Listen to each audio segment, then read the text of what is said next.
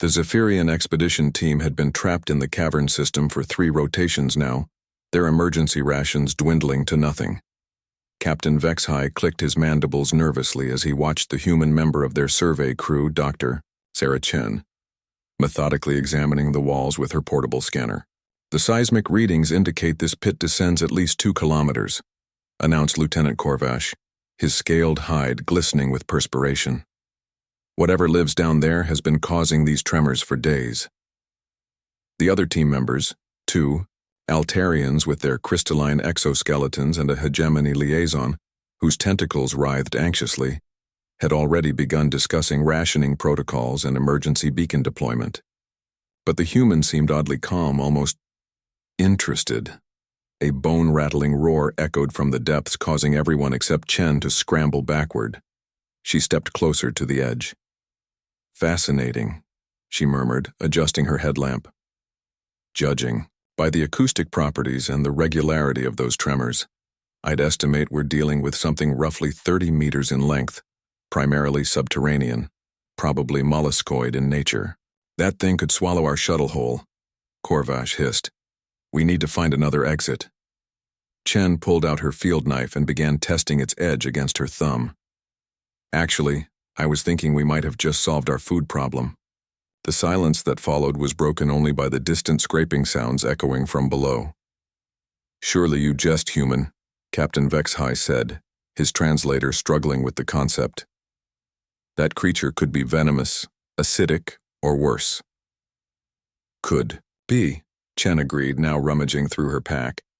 "But it could also be delicious. Back home we have a saying, when life gives you lemons, make lemonade.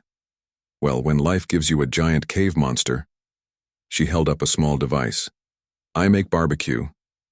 The ground shook violently as something massive began ascending from the pit.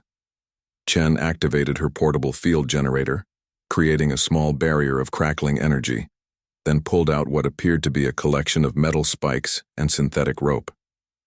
"Dr. Chen," the hegemony liaison gurgled through his translator, "your species' propensity for consuming dangerous fauna is well documented, but this seems excessive." A massive segmented appendage emerged from the pit, followed by another and another. The creature that pulled itself onto their ledge defied easy description. Part arthropod, part cephalopod, with bioluminescent patches that pulsed along its chitinous hide. Its head, if it could be called that, split open to reveal 3 rows of crystalline teeth, each one longer than Chen's arm.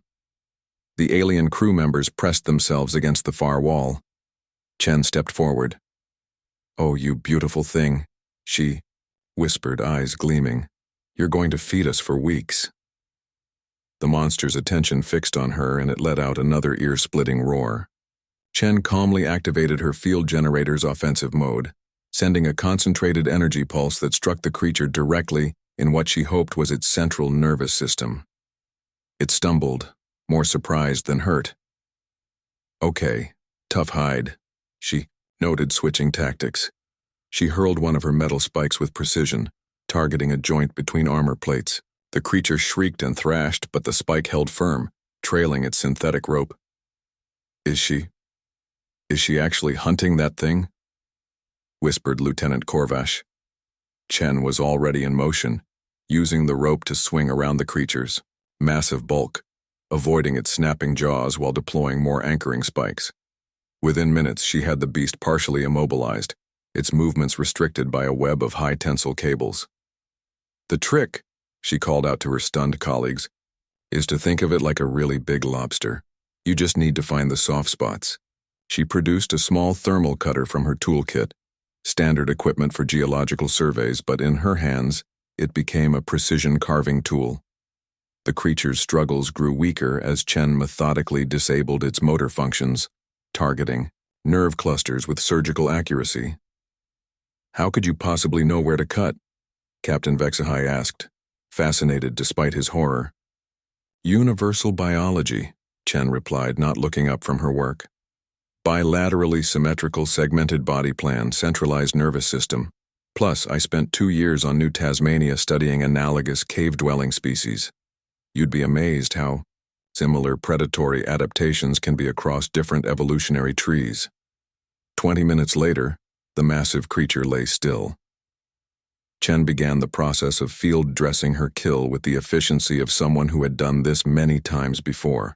The muscle tissue should be similar to Earth cephalopods, she explained, cutting away a substantial portion. High in protein, relatively lean. These bioluminescent organs might be a delicacy. They usually contain interesting chemical compounds. And this exoskeleton will make excellent soup stock. She fired up her portable cooking unit, and soon the cavern filled with an aroma that, to everyone's surprise, was actually quite appetizing. The first to try Chen's impromptu feast was Captain HFY, driven by curiosity and hunger in equal measure. His expression shifted from apprehension to surprise to something approaching bliss. "This is extraordinary," he admitted. "The texture is similar to Altarian sea kelp, but with a much richer flavor profile." Soon, the entire team was gathered around Chen's makeshift camp kitchen, sharing what would later be remembered as one of the finest meals of their careers. The creature that had terrorized them hours earlier now sustained them, prepared with a skill that spoke of generations of human culinary evolution. As they settled in for the night, bellies full and spirits restored, Lieutenant Corvash turned to Chen. "Tell me, human, is this typical behavior for your species? Hunting apex predators for sustenance?" Chen smiled, cleaning her field knife, with practiced motions. "Well, we didn't climb to the top of the food chain by being picky eaters. Besides," she gestured to the remaining portions of their meal, "everything's edible if you're brave enough and know how to cook it properly." The aliens exchanged glances, suddenly understanding why humanity's expansion through the galaxy had been so remarkably successful. Other species explored, cataloged, and studied. Humans did all that, and then they figured out what everything tasted like. In her final log entry that night, Chen wrote, "Day 3 of cavern expedition. Located significant protein source. Team morale and nutritional status now optimal. Note for future reference. Local megafauna responds well to standard preparation techniques. Recommend including additional seasoning supplies for future surveys."